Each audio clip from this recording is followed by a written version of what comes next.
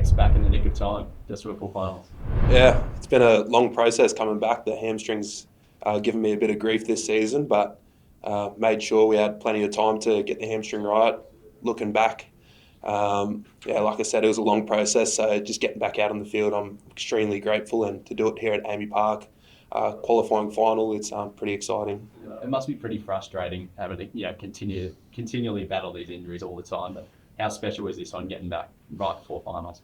Yeah, this one was definitely annoying for myself. Third time around doing a right hamstring, and you look at people like Tom Javojevic and Nathan Cleary who have repetitive sort of injuries that keep reoccurring, and I sort of took a little bit from them on how resilient they are. They're not from the Melbourne Storm, but opposition teams, but the way that they've come back, and it's really inspiring for myself. So just making sure I can do everything in my own power to get back out on the field and do all the 1%ers, leave no stone unturned. I think that was something I really wanted to do, and like I said, I'm just grateful to be back out there. How important was that Broncos game, just finding that rhythm again? Yeah, it was pretty important just to get back out on the field before finals. I think just get a bit of footy under my belt.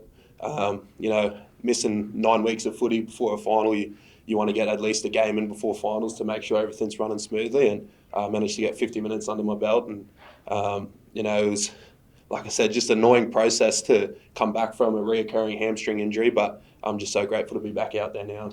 Were you concerned? Was there any point in it where you're looking at your return going, geez, this might not happen, or this might be during finals, or were you always sort of on track for?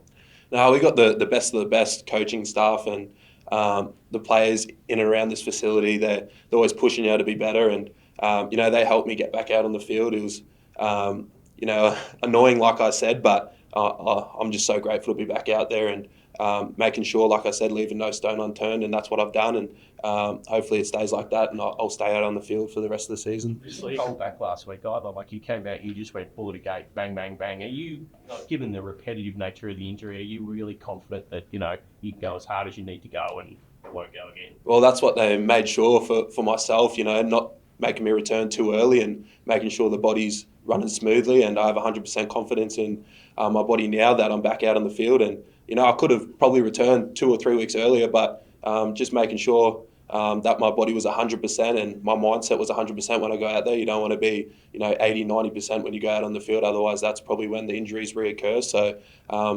we had players like Grant Anderson and Sua who were filling in on the left wing, who were doing a really good job and making it tough for me to honestly make a comeback. So it's really exciting times for the Melbourne Storm, and it's pretty much a new season now that the finals are starting, so the boys are really excited and really looking forward to getting out on the field. Just on Grant Anderson, obviously he had a really good block of games while you were injured. Have you had conversations with him, obviously, missing out on the team? Yeah, well, not so much missing out on the team, but just talking to him on how good of a job he's actually done. He's not just a winger, he's so versatile, he plays everywhere. You've seen him play in the halves, he can play fullback, he can play centre. It's pretty rare to see someone like that in a team, and you've got people like Tyron Wishart, who's in our team as well, who does the exact same. So the depth of our squad's really exciting, and I think all the boys are just happy to take the field come finals time. You mentioned Sua. Have you reached out? Obviously you have reached out, but can you share your knowledge with him? Because obviously he's racing the clock, I suppose, to play a role in the finals. Yeah, I guess you can, but he's only a little niggle, his hamstring. It's not sort of a reoccurring thing, so it's sort of just letting time take its toll. Everyone's sort of had a little chat to Sua and seeing how he's doing, but he's definitely a loud character, and he's always has a smile on his face, and it's just good when you walk into the club every morning and he's smiling and really loud, and he gets your energy up as well. So he's doing really good at the moment, and fingers crossed it's only a week or two. So the hamstring hasn't turned down at all? Sorry. So the hamstring hasn't turned down his volume or anything? No, not at all. He's got the music blasting, his big smiles on his face, and brings a lot of energy, so definitely not. Sounds like Josh Adokar. Yeah, pretty much the exact same. So Sua's he's a character. He's a good fella to have in and around the club. Sometimes you might have a loss here and there, and you might not be having the best day, but when you have people like Sua in the team who's always lifting your spirits up, it's really contagious and gets the whole team going. Now that the regular season's done, do you think you've wrapped up try of the year? The one you scored out the year? Oh, I'm not too sure. We'll have to see what happens, but I'm not too sure. The Sharks have got some pretty big bodies. Yeah, what are you kind of expecting them to bring? Well, they're a quality side. There's a reason why they finished top four, and a lot of the media underestimates them and tries to run them off the park. But like I said, there's a reason why they finished top four. They're a quality side, and they've been without Nico Hines for a long stint of the season. But you have people like Dan Atkinson who filled into his position and sort of had that next man up mentality. And man, they're a quality side, not only in the middle but the outside backs and the halves pairings they have. It's going to be a really tough match. Did the physio sit you down at one point with the latest hamstring and say, look, we need to do this differently, we need to approach this recovery differently?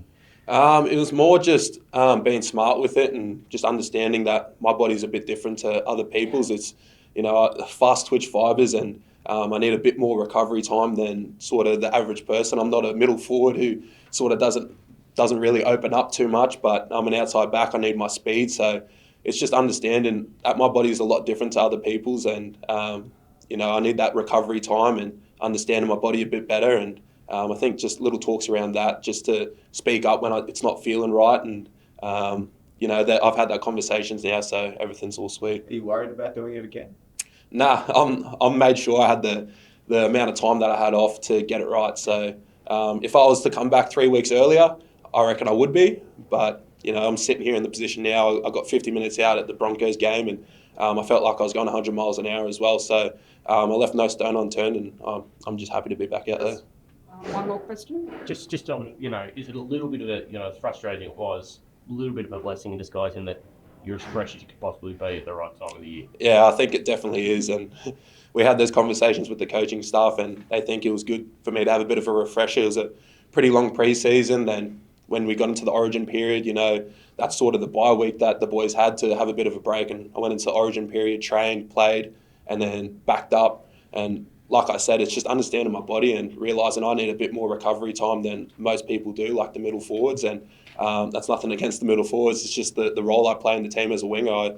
I do a lot of high-speed running and a lot of Ks covered in my legs. So just understanding my body and just being a bit smarter with it next time.